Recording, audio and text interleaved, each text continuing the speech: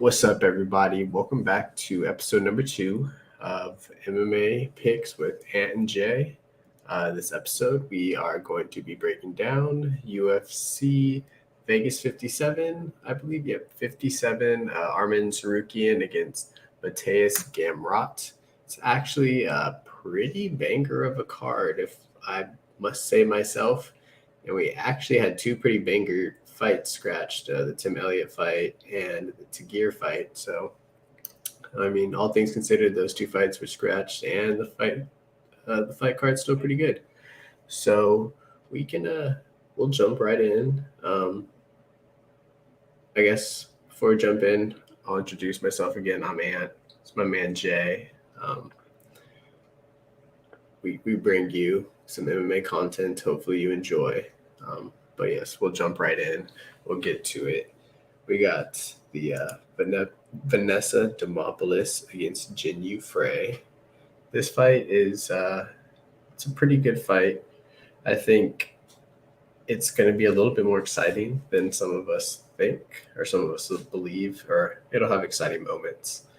Tail of the tape, they're both in their 30s. Jinyu Frey's 37. Vanessa Demopoulos is 33. They have pretty much the same height, 5'3" versus 5'2". Frey will have the 3-inch reach advantage. So there's that. Frey does train at Fortis MMA, which is a great gym. There's that as well. What do you think about this? I'll give you my thoughts after. It's a good fight actually. It's a good stylistic matchup. Pretty much the grappler versus the stand-up striker. I physically can't bet on this fight unless I'm taking Vanessa by maybe a submission, because I think Jinyu Frey's lost a few fights by submission. And outside of that, I mean, I feel like Jinyu Frey should win this fight as long as she doesn't get submitted. I mean, I'd be a little shocked if Vanessa was able to win a decision unless she just held her on the ground the whole time. So I'm going to lean probably Jinyu Frey by decision, but it might be worth taking a stab at Vanessa by sub.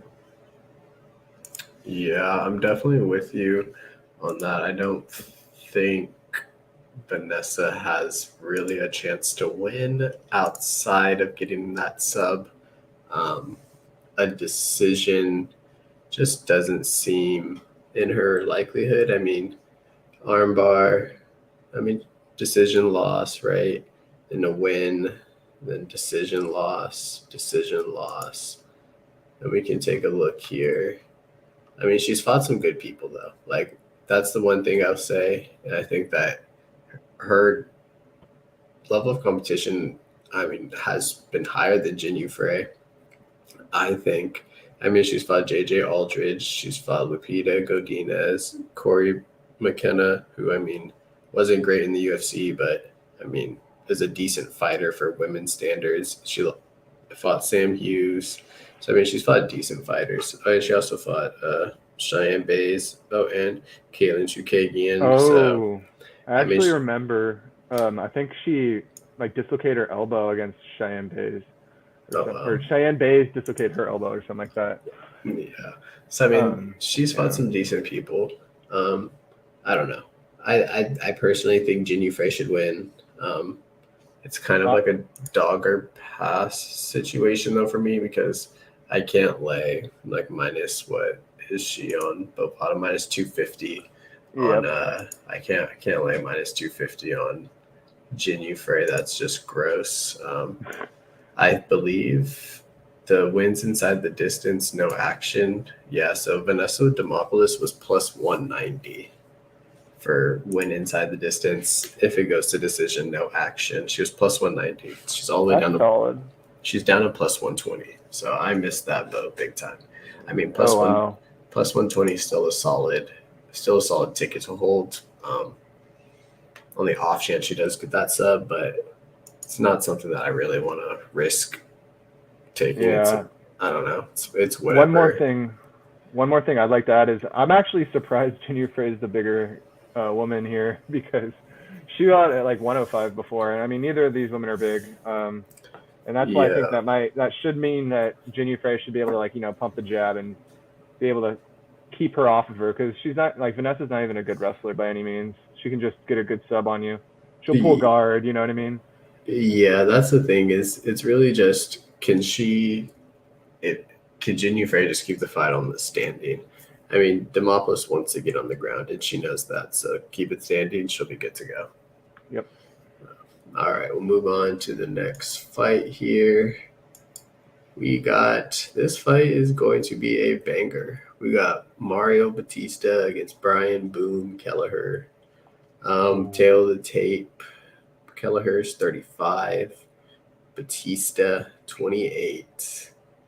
This fight is up at bantamweight.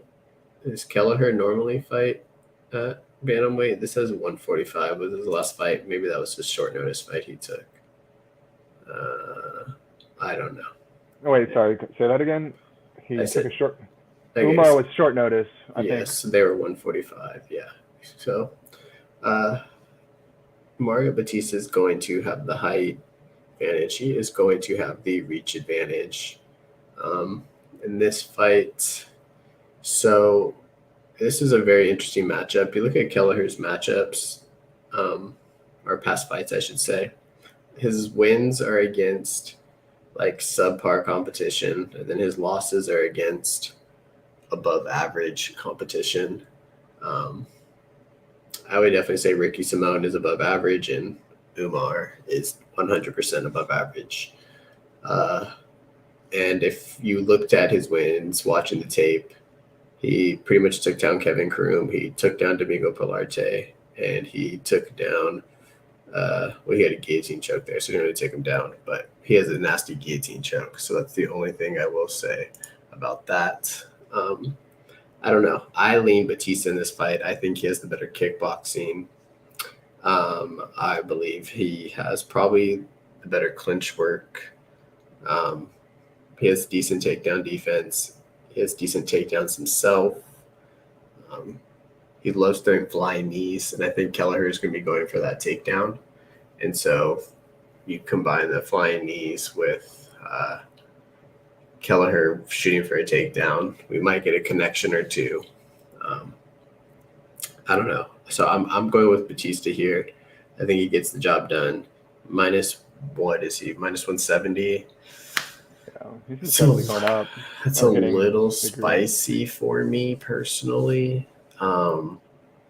Not because I don't think he won't win the fight, but minus 170, we're hitting that range where we're needing to lay a decent amount of money to get money in return, and Kelleher is no slouch, and Kelleher is a vet. So I'm leaning Batista. I don't think I'll get to it from a betting standpoint. Maybe Batista by decision. But I don't know. I mean, I don't know. Yeah, what do you think? Maybe I'll think differently after you talk about it. Yeah, Kelleher's he's a lot smaller than him, and especially if you look at the numbers right there. I mean, I don't know if Batista's reach is that long. Could be a little shorter, but he definitely is 2 or 3 inches taller than him, without a doubt. He's fought some decent competition. Brian Kelleher, honestly, he fights somebody that's really good, or he fights somebody that's actually terrible. And so it kind of makes him hard to read. And last fight, Mario Batista looked great. So, I'm kind of going to lean with you on this in terms of, I think that Batista should be getting better. He's younger. He's fighting at the MMA lab, which, has a bunch of killers at it that he can learn from. I'm going to go Mario Batista by decision as well. But, I mean, I'm probably not going to bet the fight just based on the sole fact that, I'm not trying to see him get guillotine choked by Brian Kelleher. That would just make me lose my marbles. So I might throw a little something, but I think I'm leaning towards not right now. I think it'll be a close fight.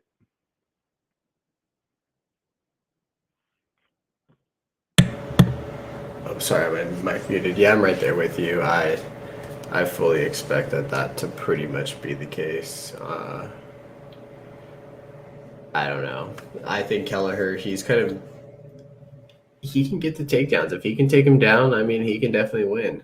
And if the line keeps getting boosted in Batista's side, I will probably put a bet down on Kelleher, as gross as that sounds. Yeah. I mean, I don't think Kelleher should be a, like, if he gets to like plus 150, if he gets to, almost plus 200, on fight night, which I don't think he's going to get that high, but if he gets to like plus 170 or something, half a unit on that, maybe throw a unit on it. You never know. He is a vet. He's fought good fighters. He's For sure. he's done this before. This is not the first time that the UFC has served him up a not semi scrub, but a semi new guy to him. So Yeah.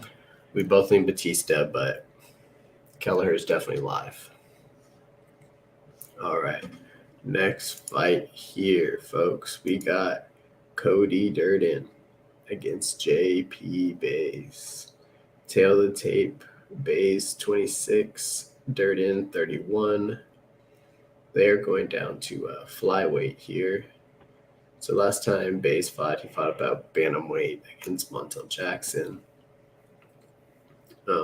He pretty much got dominated that whole fight. He did get a takedown round 1, so there was that, but it was pretty much domination. Bruno Silva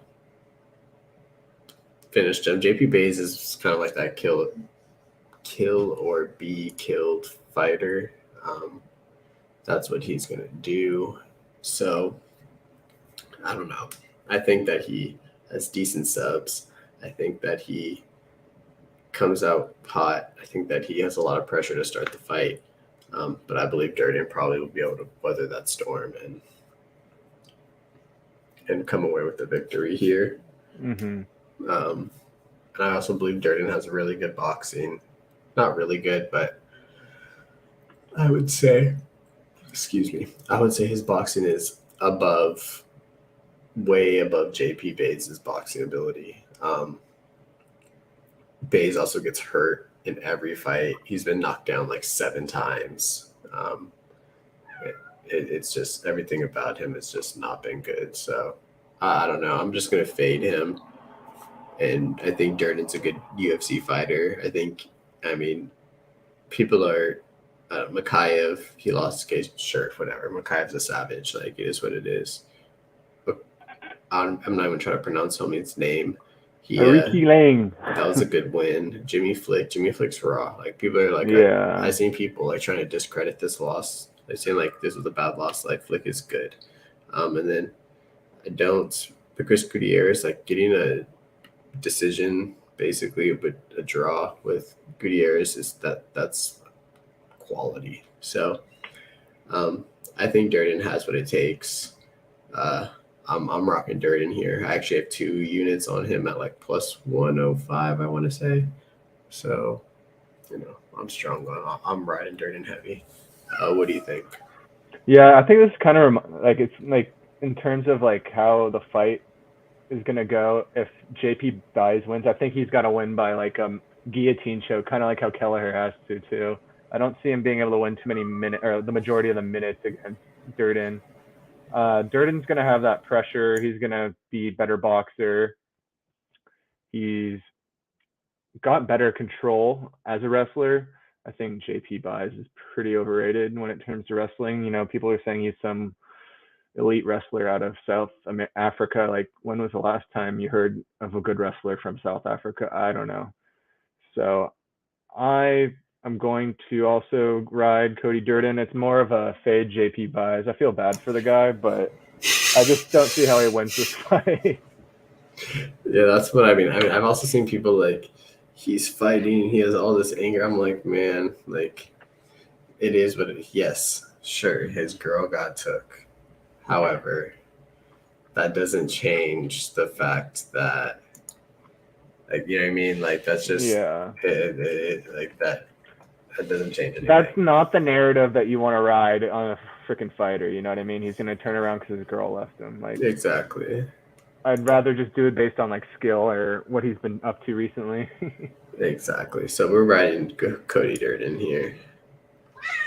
I'm actually shocked he's an underdog. Like, I don't really understand how. Me too. Maybe I'm gonna look like an idiot on Saturday. Hold on, I'm putting this cat outside. She's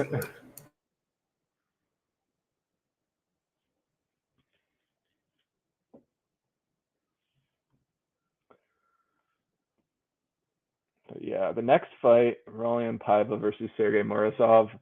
I'm going to have to ride with Morozov on this.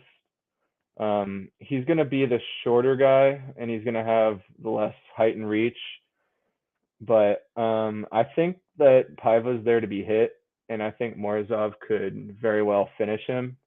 I mean, Sean O'Malley, like, don't get me wrong, like, he's got hands and he hits hard, but like, I don't think he's the hardest puncher in the UFC bantamweight division by any stretch of the means. If you watch that last fight with Morozov against Douglas Silva de Andrade, like, that man almost died. Like, it could have been stopped almost. And then Morozov ends up getting gassed and submitted and rocked. So I think that Andrade is a tough motherfucker. And he's also lost to Umar Nurmagomedov. So those are his two last fights that he's lost. Meanwhile, Paiva, he kind of just survives and then makes like a comeback if he wins. So I'm gonna ride with Morozov, and honestly, I might even ride a few bucks on him getting a knockout in the first or second round. Yeah. See, that's what I was thinking. I think that if Morozov's going to win, unless he's going to implement like a heavy grappling game, which I don't think is going to be the case. Because Paiva has, not that he has great grappling, but he's a decent grappler, and he does have it's from Brazil. BJJ in his back pocket, so he has that to work with. I think if this fight does go 3 rounds, though, I don't think we can count Paiva out. We've seen him have a 3-round victory over Kyler Phillips, which was pretty impressive.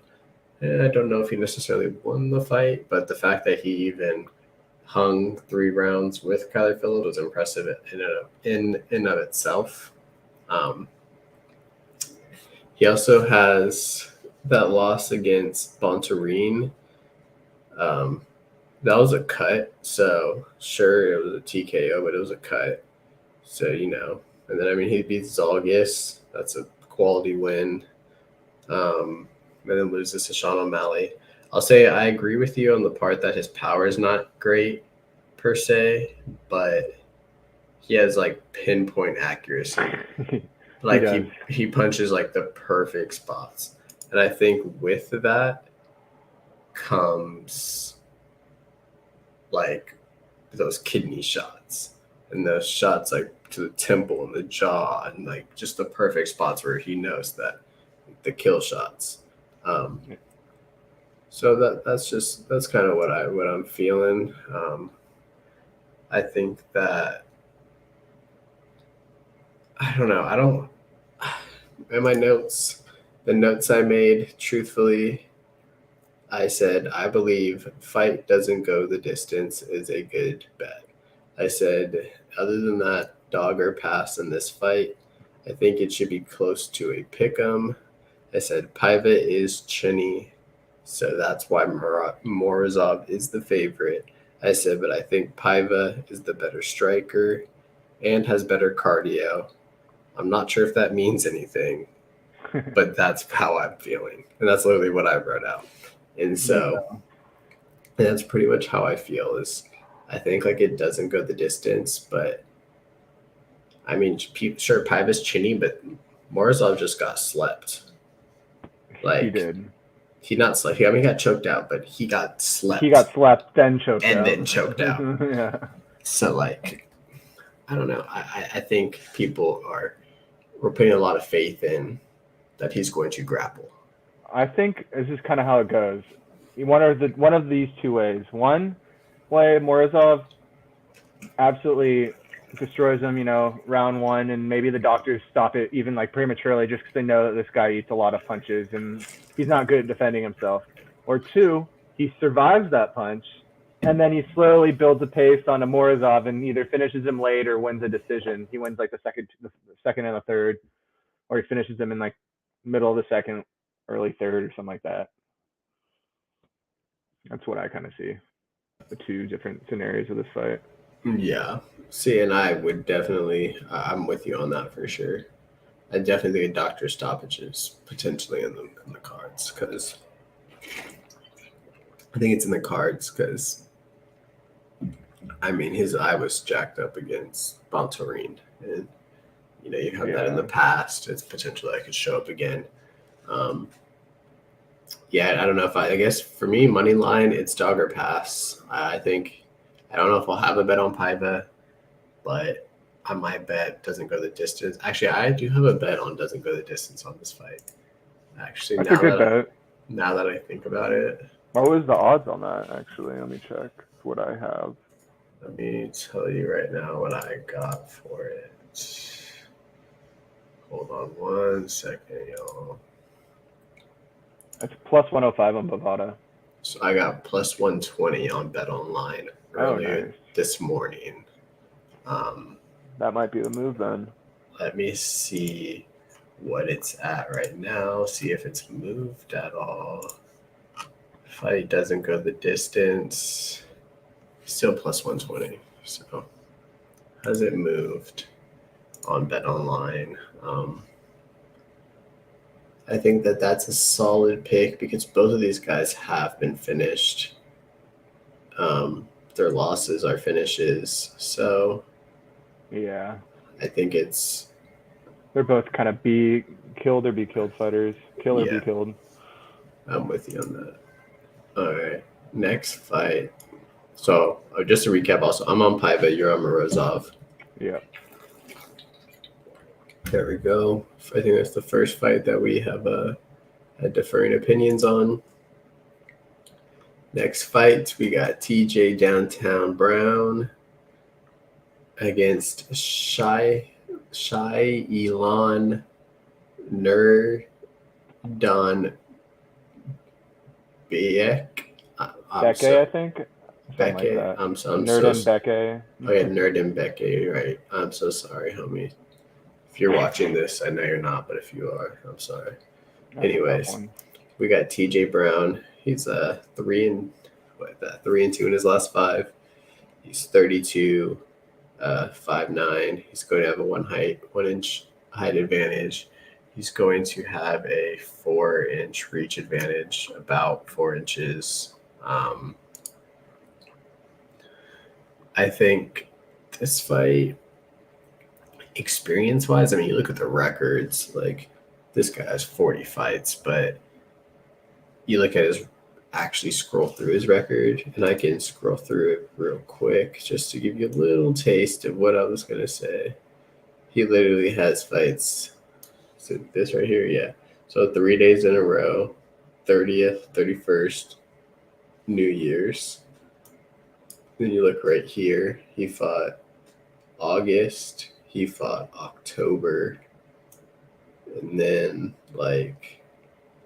here, he fought January. He fought March. He fought April. He fought May. He fought August. Homie is fighting. He's 28 with 46 fights. That's pretty crazy. Exactly. So take it for what you will. He's fighting in the Asian scene.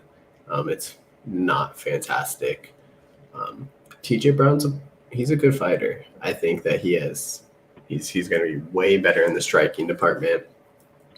I don't even think it's going to be close there. I think ground game, his wrestling is going to be able to match Shyalon's, and then I think in the grappling department, he's definitely TJ Brown will have the advantage there. I think TJ Brown's the rightful favorite. He's sitting at minus 200 on Bovada. I think that's fair. I think he's parlayable.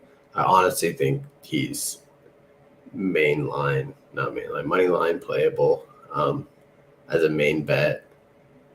I don't know. The only reason why it's hard to come around fully for myself personally, to bet on the money line is I don't like betting minus 200 or higher on guys who are not who I know are really good at one thing.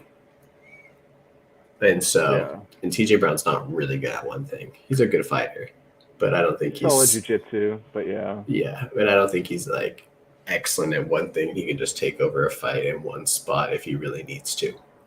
And so that's kind of where it gives me a little hesitancy, but I might parlay him with someone else. So what do you think about this fight? Yeah, I mean, I'm getting hard. It's hard for me to picture TJ actually losing.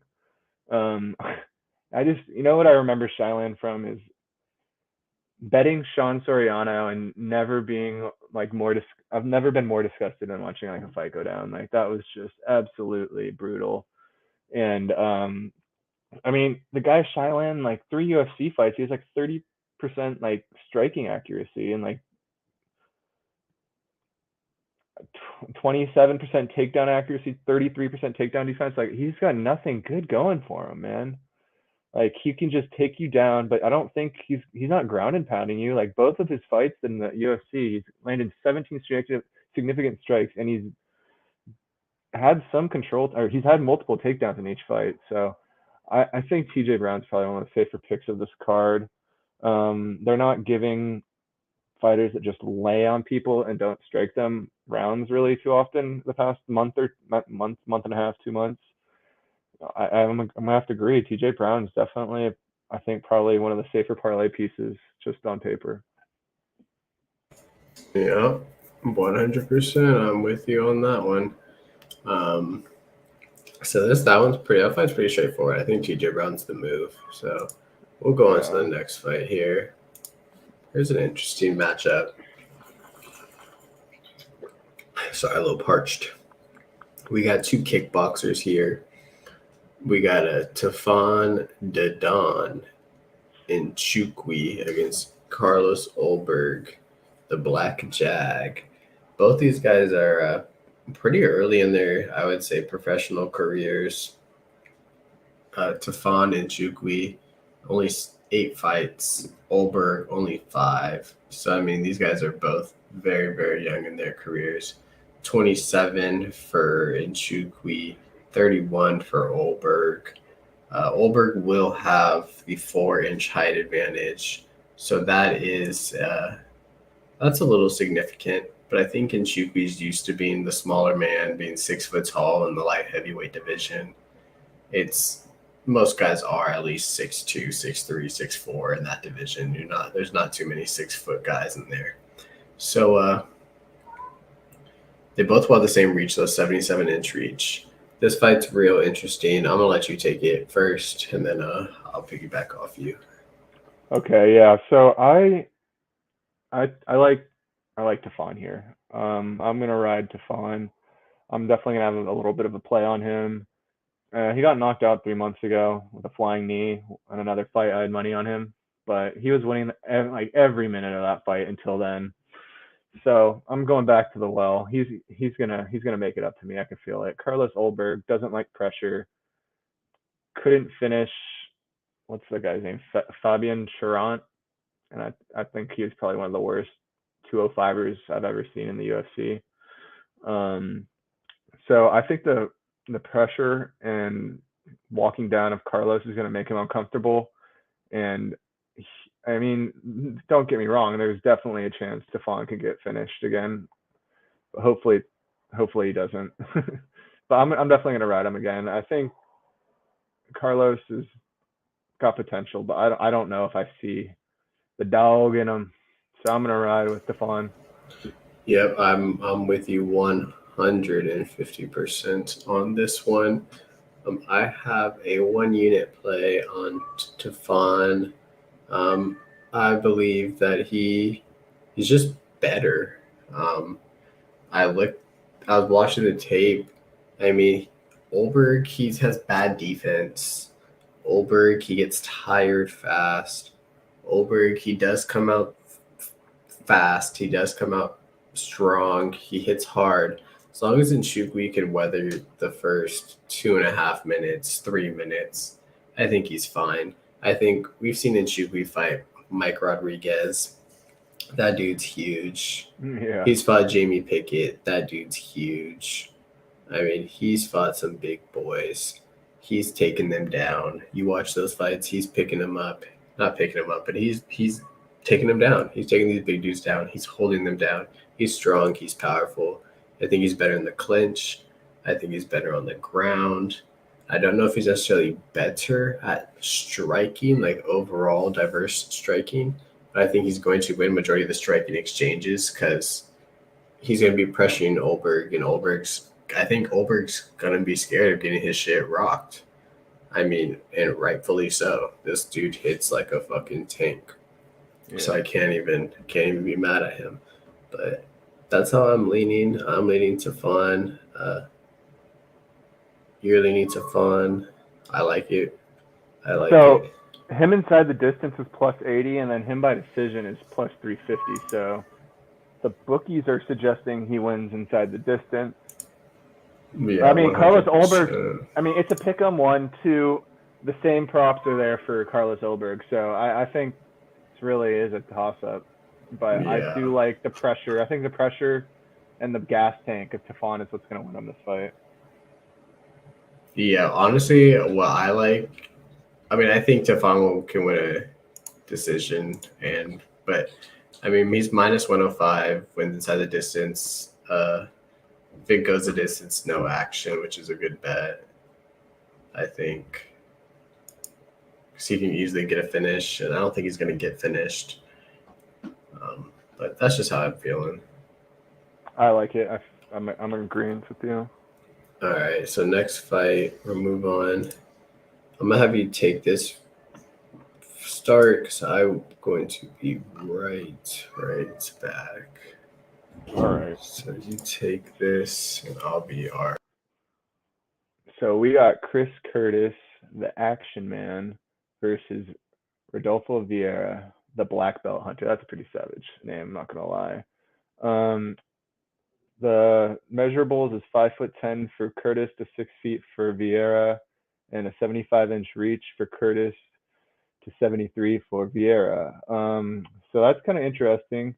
34 years old for Curtis. He'll be 35 next month versus 32 for Vieira. So this is like probably the most like typical like striker versus grappler fight right here.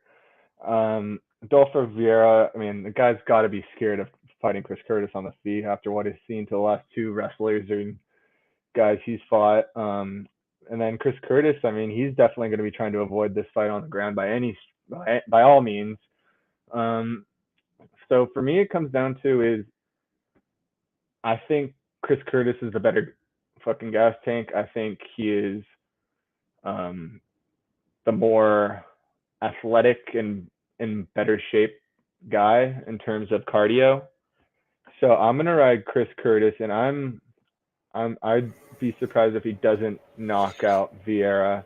But I think that it will be sketchy at some points. Like there's also a good chance Chris Curtis gets taken down and like submitted in the first 30 seconds, and we just don't know what happened. But I think he's got heart, bro. Like Chris Curtis got more heart than anybody. I'm gonna ride Chris Curtis. I don't know if I'll actually bet him, but actually I feel like I kind of have to put him by knockout just for the one time, man. Like he's a stud. I'm gonna ride with him. I mean, I think if you want to do a bet, I think a good bet would be to do Tsaruykan. I'm sorry, not Tsaruykan. I was reading Tsaruykan's name. It would be Chris Curtis by knockout and Vieira by sub. I mean, okay. I don't know what those lines are. I don't know if you get plus money on both of those. Nope. Chris Curtis by KO, TKO, or disqualification is minus 121. Vieira is plus 190 and sub. So Vieira is there. You could get Vieira, but Chris Curtis by KO is minus 120, and he's a minus 130 favorite on Bovada. So there's really almost no value there. But no. I mean, that's the way he's going to win. I don't think he's going to win a decision against him. Yeah, no, I'm with you. Just like I don't think Vieira is going to win a decision against Curtis. So. Yeah, no, I agree with that 100%. Fight will the fight go the distance? No, minus 700. Yeah, that's disgusting. That's crazy for, I mean, I get it, but that's Jesus Christ. Yeah, right. Yeah, all right. Well, I guess I didn't give you my breakdown. I don't know how I think that what I said is pretty much how I feel. I think by KO is the right decision for Curtis, and by sub is the right decision for Vieira. If you want to make it a little juicier, maybe you can get Chris Curtis by KO. Like, what's KO round one? Or Curtis round one, 250. Curtis KO round one, 275. Round two, 475. So I mean, you could play something like that. If you're a savage, you play Chris Curtis by submission round 3 plus 10,000. Just kidding. That's wild. I've never seen that crazy of a prop before. I mean, is it crazy to think that Vieira can KO Curtis like in a ground and pound situation? Oh, he could. So I mean, he's sitting at like plus 2,800, plus 3,300, plus 3,500, like for KO, like per round. Like, I mean, That's even insane. Vieira by KO is plus 1,200. Like, is he like is that like 100% out of the realm of possibilities that Vieira can't? You know what I mean? Yeah, no, I get you. Like, I mean, he's gonna be a thicker man than Chris Curtis. I'm like 95% sure. Well, I mean, this fight's at middleweight. Yeah, I know. Chris Curtis is a smaller middleweight. He should be a welterweight. And I don't know why he keeps taking fights at middleweight. It literally doesn't make any sense. Right. He's getting up there in age, maybe the weight cut, I don't know. But Chris Curtis in round 1 or 2 is plus 110. So if you want to get him inside the distance in round 1 or 2, plus 110 is probably the way to go. I like that a lot. I do like that. Chris Curtis round 1 or 2. I honestly think you could get both of those guys, I bet, round 1 and 2.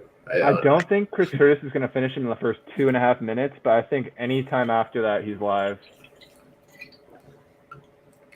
I think it's going to come down to is Vieira willing to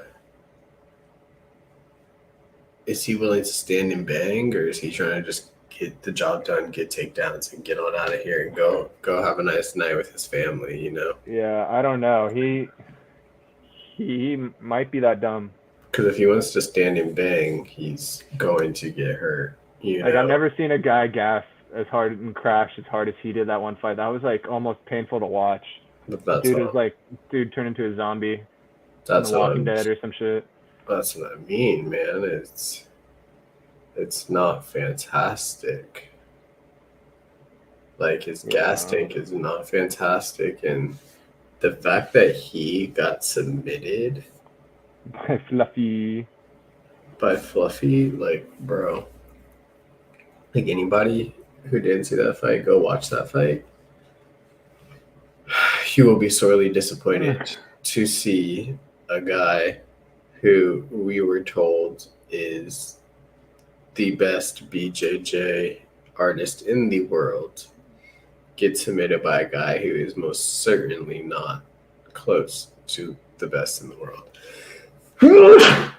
Excuse me. And truthfully, I think probably, I mean, it's not fair to say because Chris Curtis was losing pretty much that whole fight until he knocked out Phil Hawes, but I think Phil Hawes would probably smoke Vieira, don't you think? Like, I don't think he's going to be able to take down Hawes.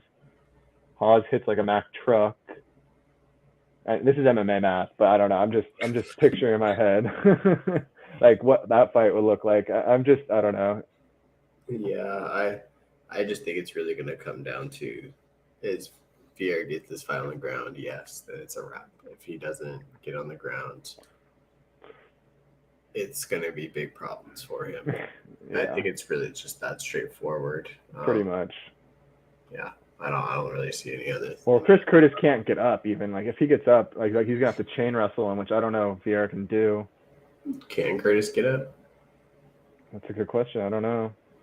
Yeah, I think that's the big question. Is did you watch any of his fights with Phil Hawes or Allen? Did they even try to do anything with him on the ground? Like, are they just dumb? That was the thing. Neither one of them attempted anything on the ground, and so it was just dumb. It was just bad game plan from their part, you know. Yeah, that is dumb. I mean, both of them. I think they just thought, oh, who's this newcomer coming to the UFC? Like, just gonna smack him real quick, and they realized this guy has really good boxing, and he's powerful. And they got bopped in the face, and it was a wrap. So, Yeah. all right, we spent way too much time on this fight. We will move on. We are. I don't really have a side, honestly. I guess money line. You just take the dog. It's pretty much that close. But Curtis round 1 or 2. That's the play. yeah, I honestly think you can kind of just hedge it both ways. You can go Curtis 1 and 2, and then however you like Vieira by sub, or Vieira 1 and 2, or whatever you want to do. If this fight goes the distance, I'm gonna lose it, man. Yeah, that's gonna be pretty crazy. All right, we'll move on to the next card.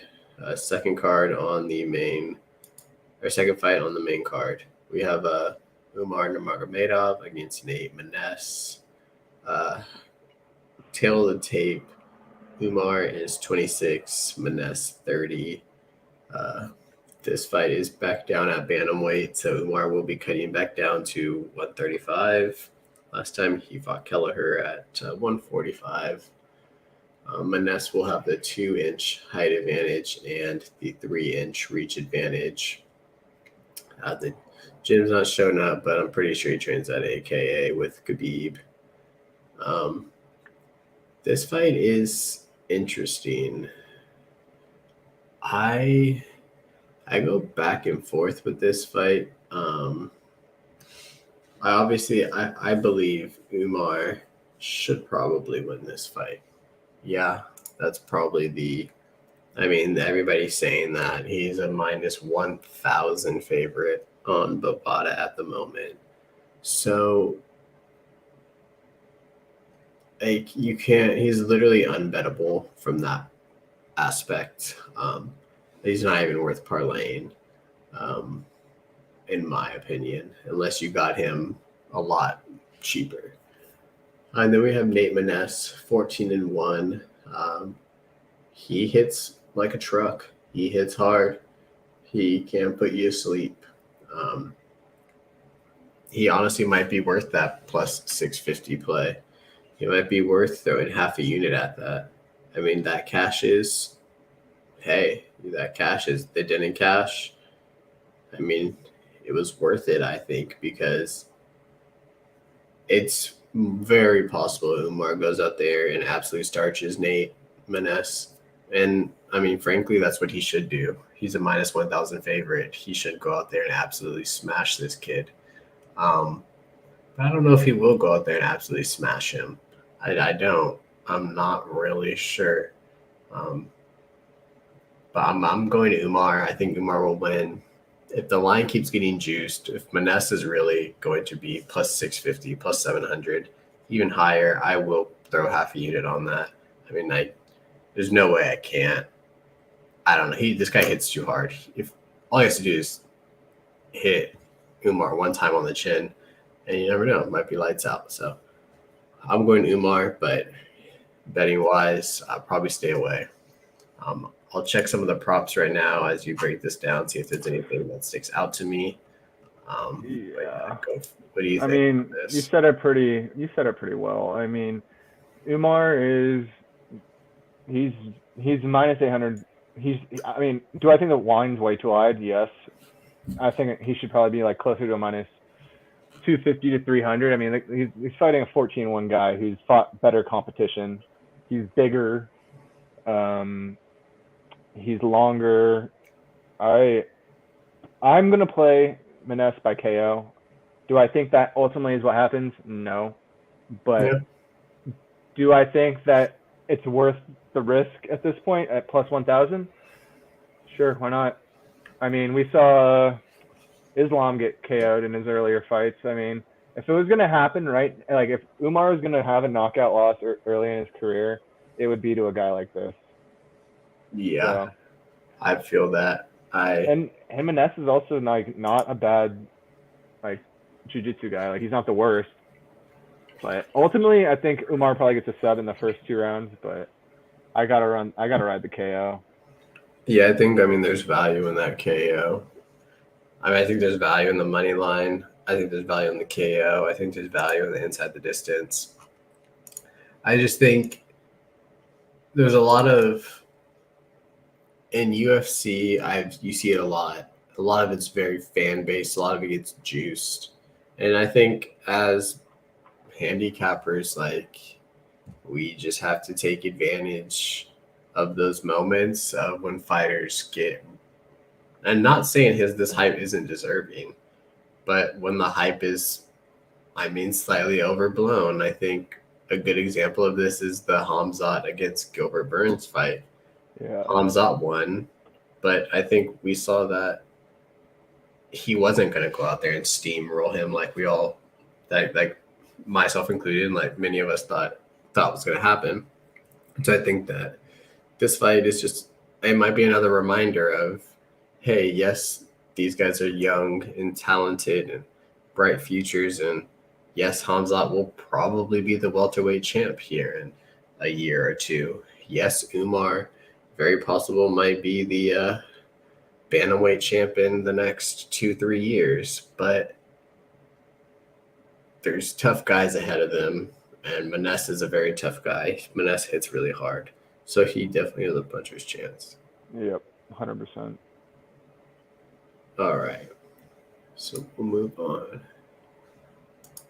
We got Thiago Moises against Christos Giagos. Now, this matchup right here, this is one of my favorite matchups on the card. I'm going to let you break this down first because I don't want to talk too much about it. So I'm going to let you go ahead and do your thing. Tell me what you think, and then I'll get back to you. There's no reason why Moises should lose this fight, in my humble opinion. Moises has beaten the better fighters, and he's lost to the better fighters. Giagos is, he's been in the UFC a while now, for about 4 years, has about almost 10 fights. But, I mean, his 2 wins in the past 3 years are to Carlton Minus and Sean Soriano, who both fizzled out of the UFC. His last fight is against Arman Tsaruykan, who we'll be talking about a little later, and he got absolutely destroyed. So it's another one of those fights. It's like, dude, you should definitely win this fight. If you don't, like, you've got to go back to the drawing board, or maybe you're not a fighter. You're not good of a fighter. I don't know. I'm gonna go Moises. I think he might even be parlayable with TJ Brown. And that's kind of how I'm going to ride. I don't think I'm going to play him straight up. He could win by sub or decision, I think. I don't think he really knocks out Giagos. Yeah, so I don't know. Initially, I went in. Yeah, initially I went into the fight thinking the same thing. I mean, you look at the strength of schedule. Moises has fought absolute savages since entering the UFC. Like, quite literally. He entered the UFC, his first fight against Beneil Dariush. Then he fights Damir Ismagulov. Then he fights Michael Johnson.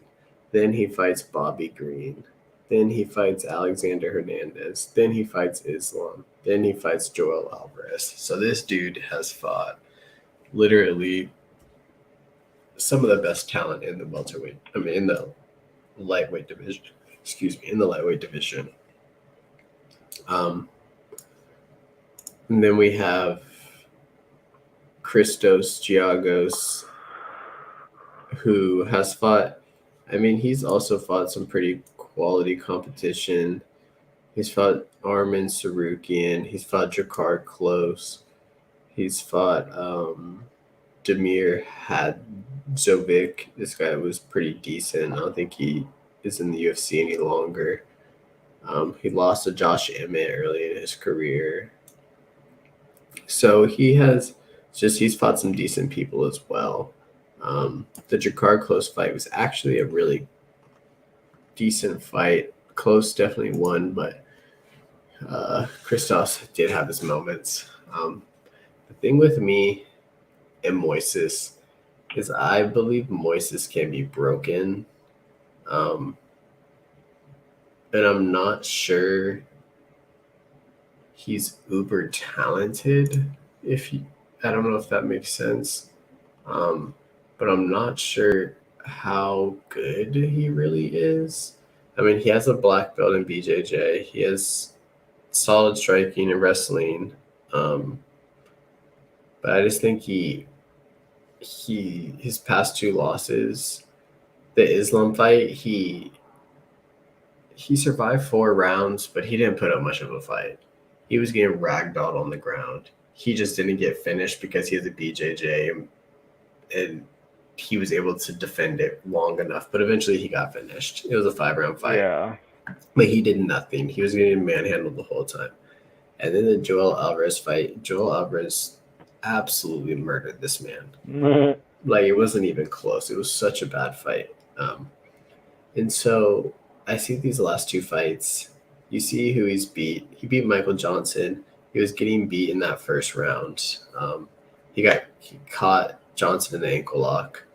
Good for him. That was a good win. The Bobby I Green, remember that actually. he won that Bobby Green unanimous decision. I don't know if he won that fight, but it was a very close one. We'll give it to him. Alexander Hernandez, he's better than him. Alexander Hernandez is not very good, if we're being honest. So, like, we look at that right there. I don't know. I'm at minus 240, or what is he? Minus 250. And, I put the wrong. Rugiagos is not. He's plus 200. Let me fix that real quick. I'm like, that is not right. Yeah, okay, so at plus like minus 250, I don't know. I think that I'm probably going to end up taking a shot on Christos. I think that he's a decent fighter. I think he can wrestle. I think he can strike. I think he can do a little bit of everything. And that I think my lean is Christos in this fight. I don't know if I'll lay a bet on him, but I think I'm leaning him in this fight. I think Moises, I don't know. I just haven't liked what I've seen out of him. I've seen some quit. I've seen some lack of fight in him, and that's just not where I want to put my money on him, especially not in a parlay. So that's not just not what I'm not feeling him this week. Yeah, I'm putting 1 unit on him and TJ Brown to win. Like, it's plus 110, both of them. So, hey, if he loses, definitely won't be betting him ever again. Yeah, and that's kind of my thing is, yes, this could be the point where he stops that losing train. I just think this is another tough test. I don't think like the UFC gave him an Alex Hernandez. You know what I mean? I think the UFC gave him a tough test, and he might pass it, but at minus 250, I mean, implied odds for this fight, because I'm dumb and I can't remember what implied odds are. So, like, they're saying that Moises is going to win this fight 71% of the time. And that's It's not the loveliest. There's no way that I can put you know what I mean? Like that's just I don't know. I can't. I mean, and they're saying and that means the other guy's only winning about 33% of the time. So yeah, no, I get it. He's definitely like, I don't think he's gonna submit him, but I could see him winning a decision, like a really close decision. Yeah, I know, I agree, and I think Moises will. And that's worth it. You know what I mean? If it's gonna be a close fight, why would you not want to have the dog?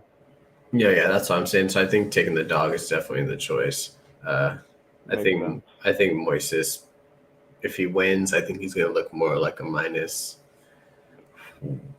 130, 150-ish, opposed to a minus 240. But I'm not saying makes sense. I'm not saying he's not going to get the dub. I just think it's going to be ugly. It's going to be sweaty. Yeah. All right, next fight. We got banger alert. We haven't seen it's been about a week or two since we had the heavyweights, so it's cool to see some heavyweights again come out.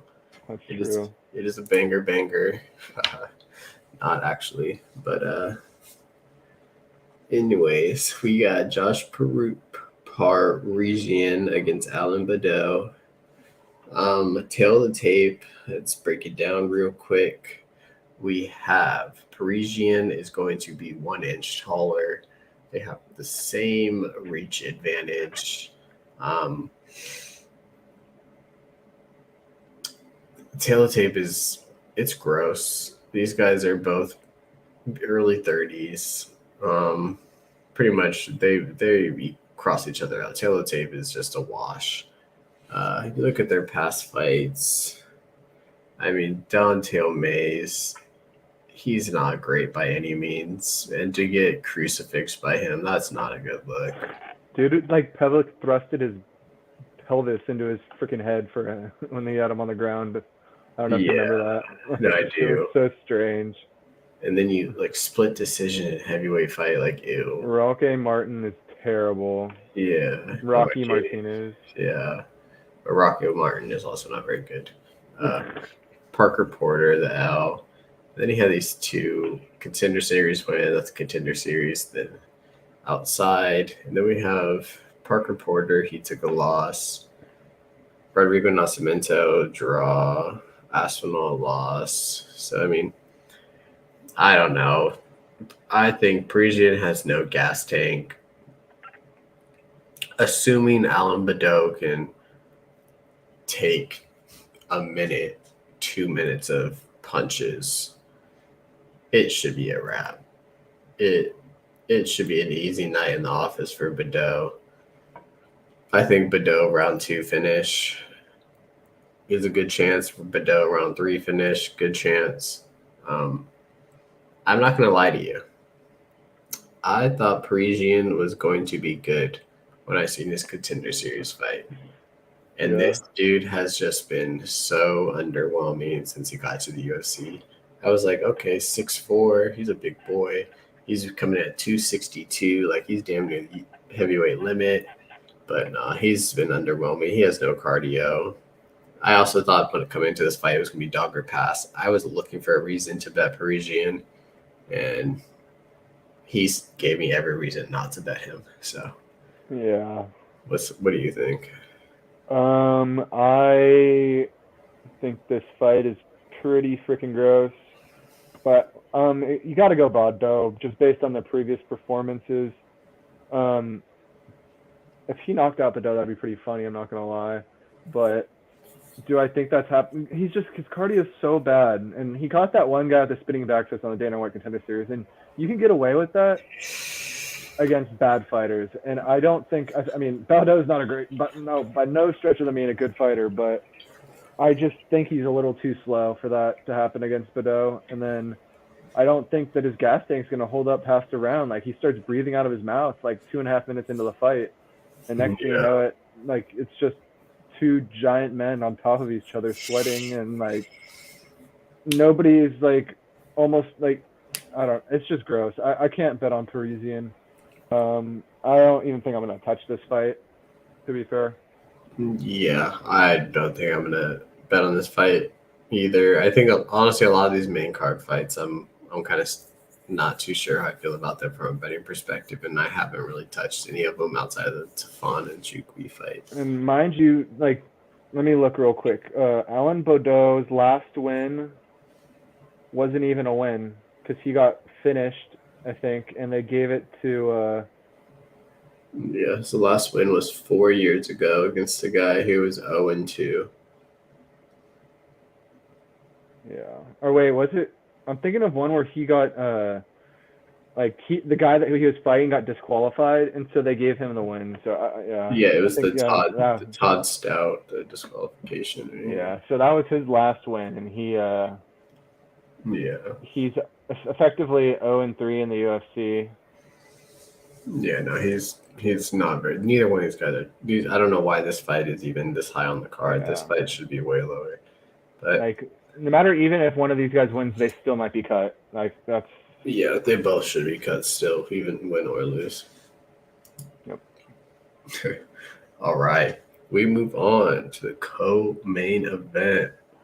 boys and girls, we have Neil, the Haitian sensation Magni, against Shavkat Nomad Rachmanov. Tail of the tape. Magni will have that 7-year age advantage or disadvantage, however you want to look at that. I mean, you could look at it as an advantage because he has the years of experience, but you can disadvantage because he has the wear and tear on his body. So it goes both ways. Height-wise, I'm not going to lie. Watching Shavkat in the octagon, he looks like he's a very big dude. But then I came over here, looked at the tail of the tape, and I saw Magni was still taller. So it's going to be quite interesting to watch. Magni's real skinny. But he's pretty strong. He had the one lone loss to Chiesa, and truthfully, that was a Fight Island fight. That was a boring ass fight to watch. It was really boring. It was in Fight Island. I don't know. Chalk it up to travel, chalk it up to whatever, but I don't think that was necessarily who Neil Magny is as a fighter. I like Magny as a fighter. I think he's decent.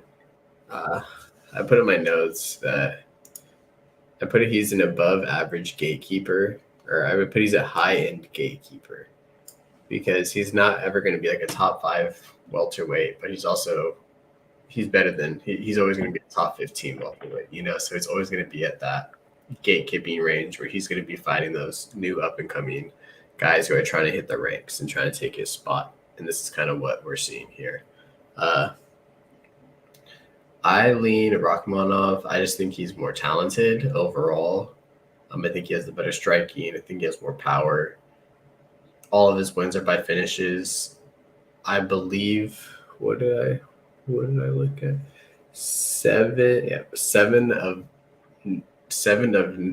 9 of Neil Magny's losses are by finish. So he is definitely finishable. We look back at his record. Ponzinibbio knocked him out.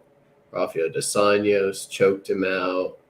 Lorenz Larkin, elbow. Damian Maia choked him out. Then you go all the way back to 2013. He got choked out. So, I mean, pretty much all of his losses are by finish. A couple of decisions, but mostly finishes. And Shavkat, that's what he does. He's a finisher. He will knock you out. He will throw knees. He will throw spinning kicks. He will throw elbows. He will choke you out. He will do anything to murder you. So I'm leaning Shavkat, but last thing I'll say, this is a major step up in competition.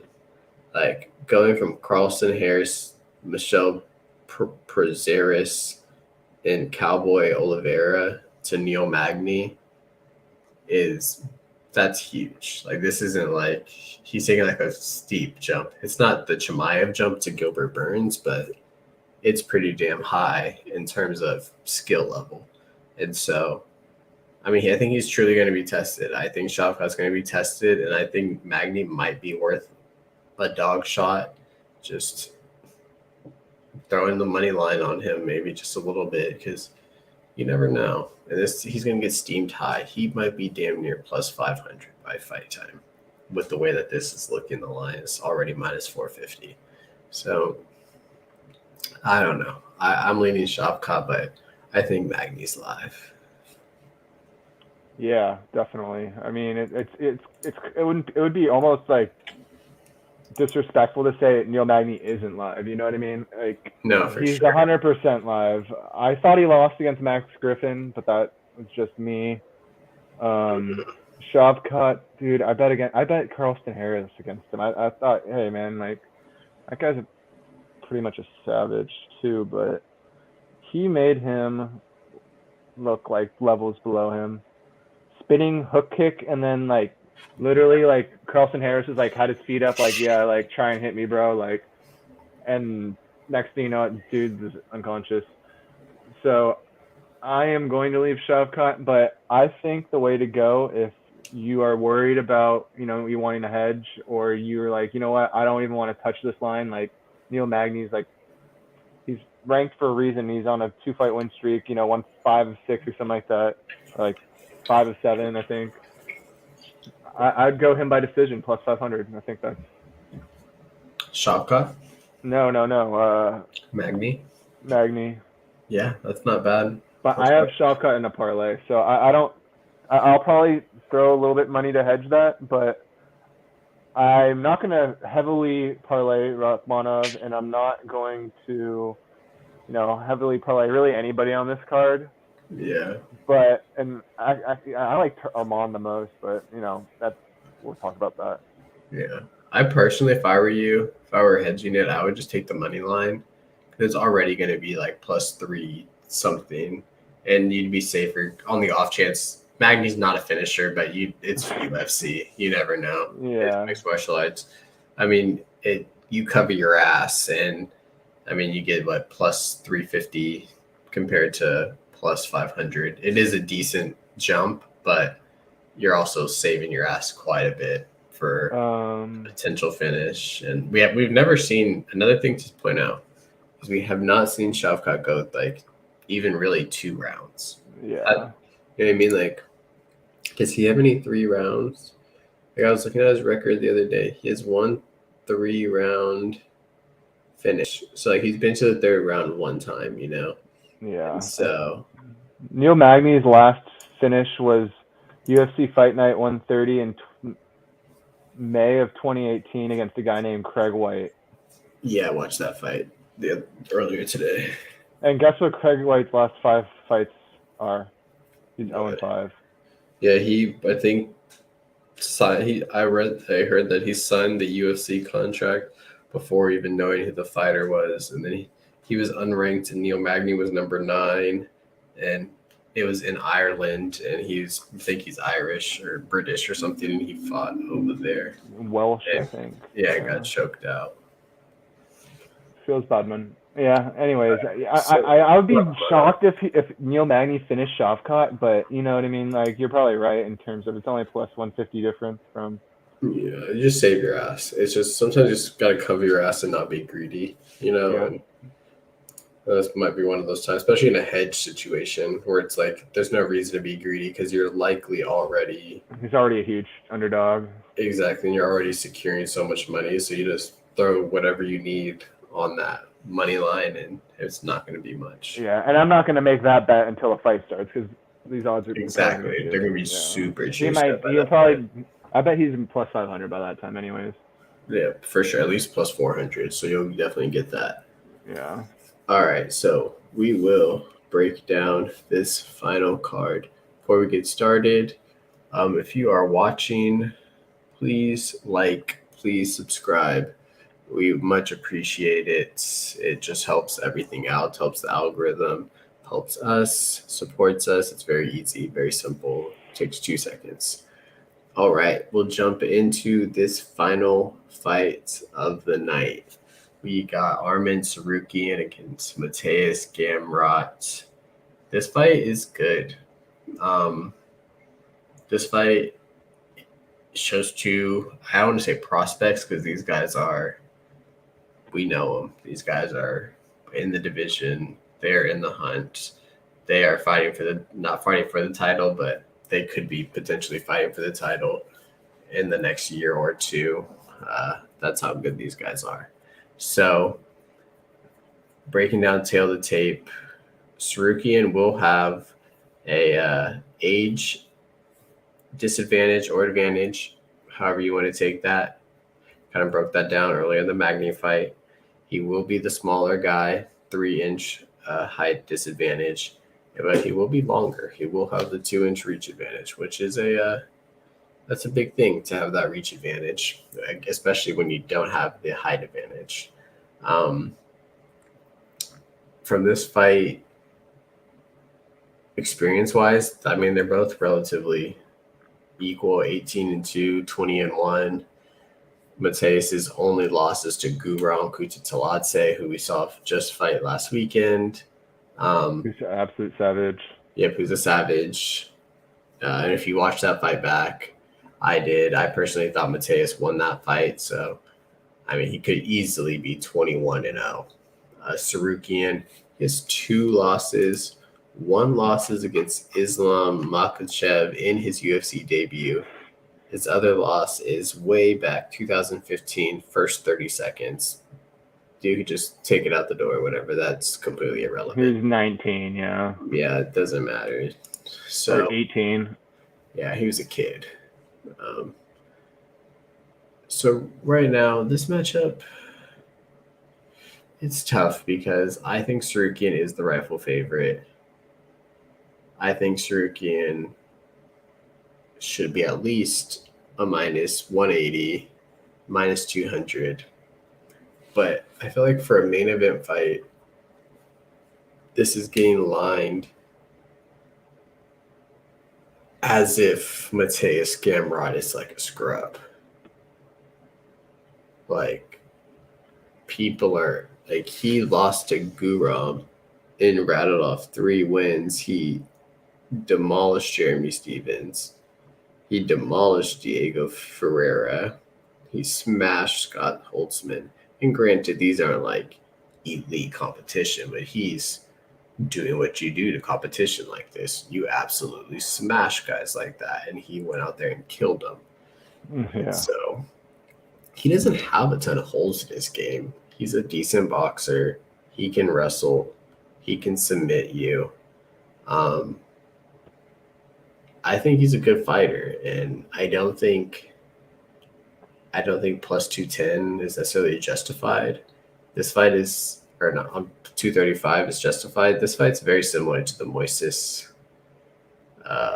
Christos fight to me, whereas I think the favorite's the favorite for a reason. I think it's justified, but I think the underdog is the rightful bet. I think that's the better betting side. That's the way I would go.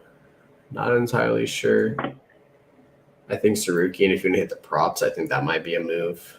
Or Tsaruykan, his minus 300 is not that bad to parlay. You could parlay a minus 300 with like a, especially if you really like a. Yeah, I like him, TJ Brown. You don't like Moises. I mean, I wouldn't. I'm trying to find someone better now, but yeah, I do like him. I mean, yeah, you took TJ Brown. You took Tsaruykan. I mean, that's minus 100. I just have a hard time seeing Durden lose. I'm really kind of heavily thinking putting Durden in there, but I have a hard time too, but I don't want to go too heavy on him. I already got 2 units on him. That's he's my biggest single play of the card so far, so I'm not going to do that, but I want to. Yeah.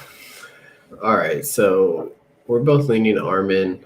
One last thing I want to say though is I do think that the minute winner should be Arman, because if you look at him and Joel Alvarez, Joel Alvarez is a threat on the feet. He did not give that man a chance to strike with him. He just immediately took him to the ground and pounded him out.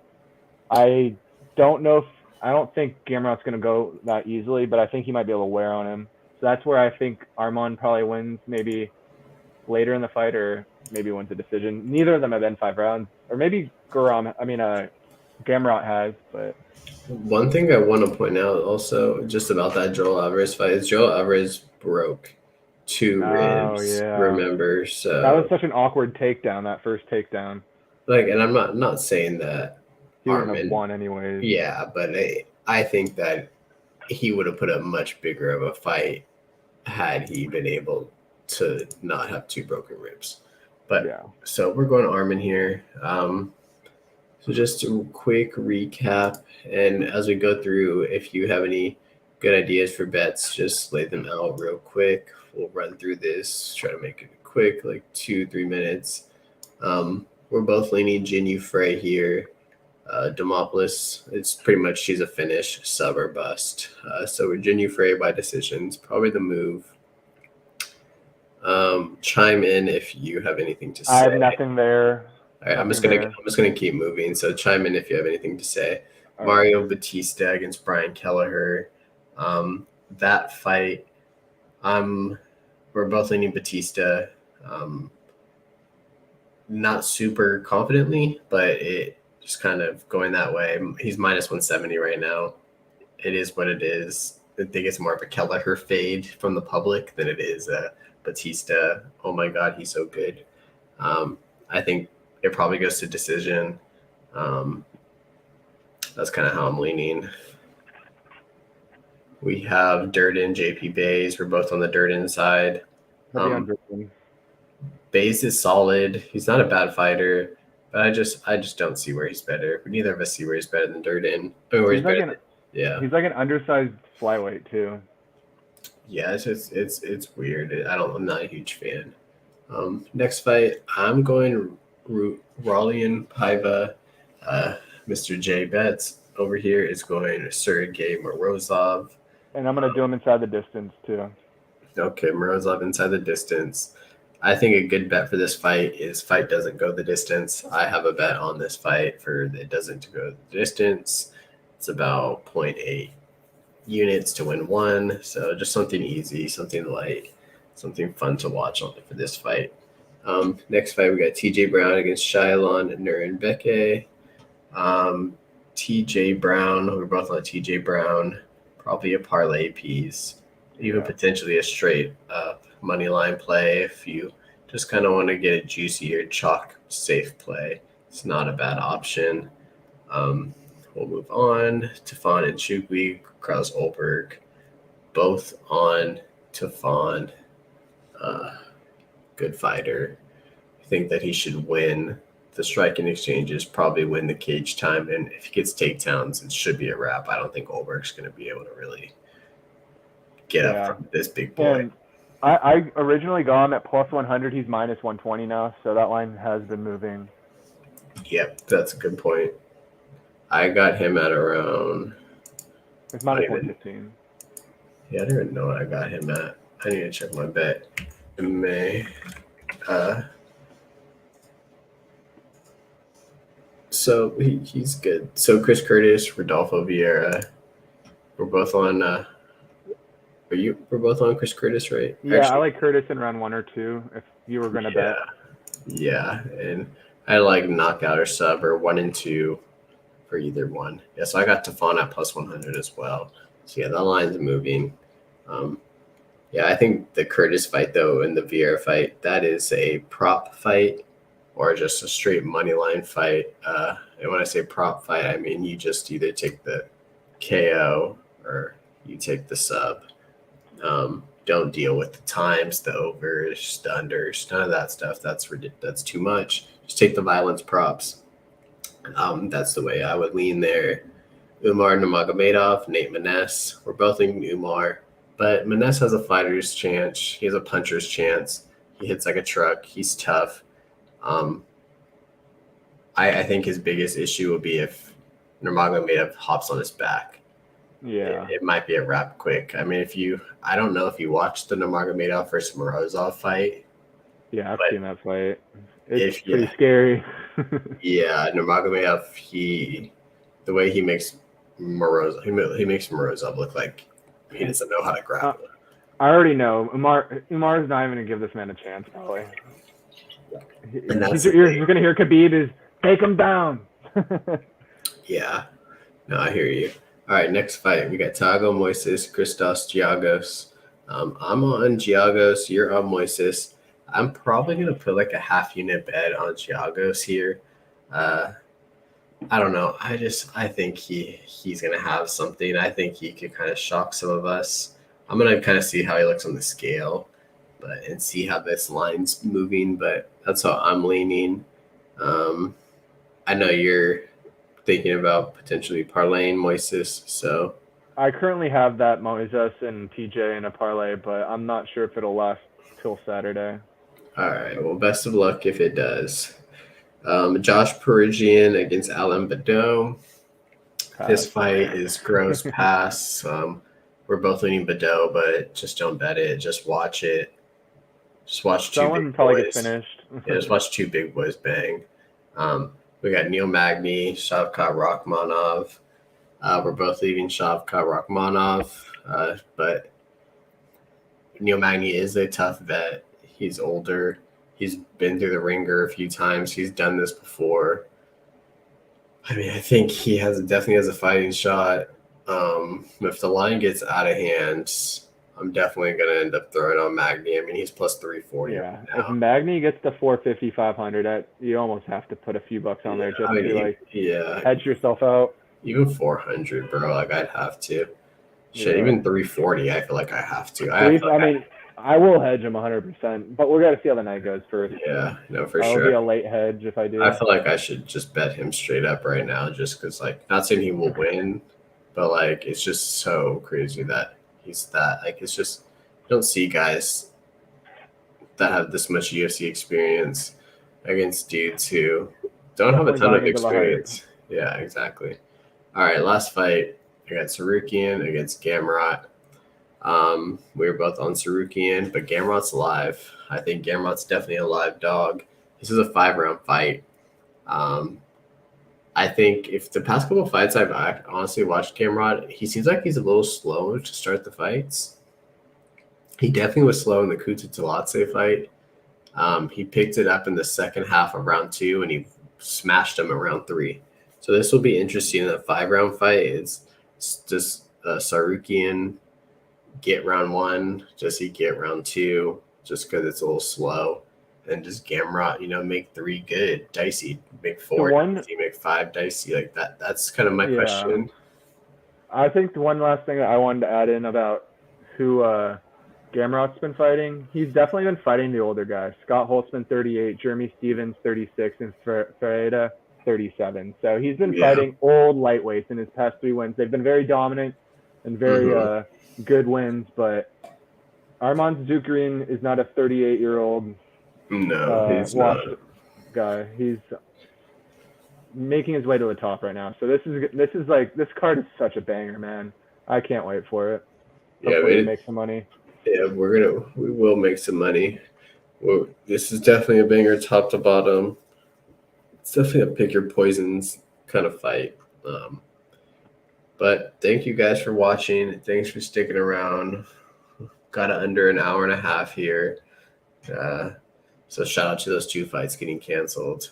But those were good fights. But yeah, again, please like and subscribe if you've enjoyed the content. We're going to continue just to get better, improving the videos, improving all of this stuff, and just getting better. And also, you can follow me on Twitter at AntPixum. And then I believe Jay will have his account created soon, and then get that nice and started. So, and best of luck to everyone else out there making their bets. Hopefully we all win. Yes, sir. Hopefully we all win. All right. Have a good night. Sayonara, and we will see you next week for UFC Vegas 58. Peace out, everyone. Adios.